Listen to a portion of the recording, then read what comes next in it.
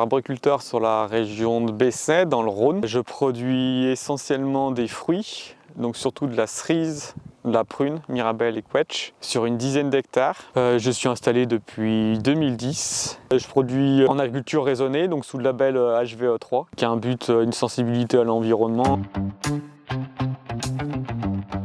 Sur la production de cerises et surtout les problèmes avec les insectes, avec la disparition des solutions phytosanitaires. On va mettre des filets anti-insectes et où là on va modifier le climat et ça aura des conséquences. Vu que le fruit il est moins sensibilisé au vent ou aux UV, on a des problèmes un peu de défaut d'épiderme, donc où les épidermes se déchirent parce que le fruit il est plus fragile vu qu'il est protégé.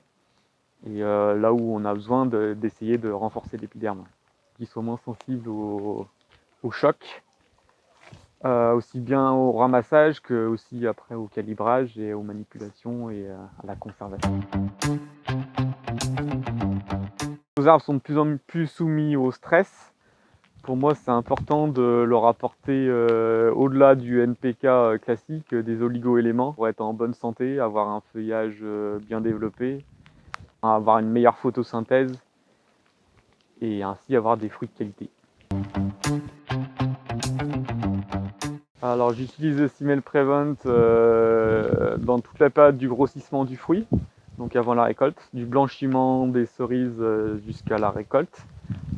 C'est plus dans une optique d'améliorer la fermeté grâce à sa composition avec les algues et à la silice, dans un but de renforcer les parois cellulaires, de limiter l'éclatement et que le fruit soit moins sensible aux manipulations. Je fais pas des essais dignes d'une station expérimentale, après visuellement et aussi au toucher, je suis plutôt content de la solution.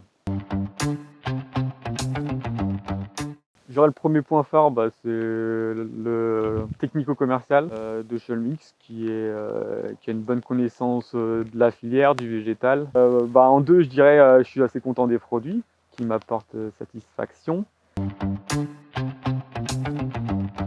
L'agriculture est face à un challenge vis-à-vis de la société. On supprime beaucoup de solutions phytosanitaires et tout ce qui est produit de défense des plantes, de biocontrôle. Il y a un véritable besoin pour se passer de solutions pour lutter aussi bien contre les champignons que contre les insectes. Et voilà, pour avoir une agriculture la plus durable possible.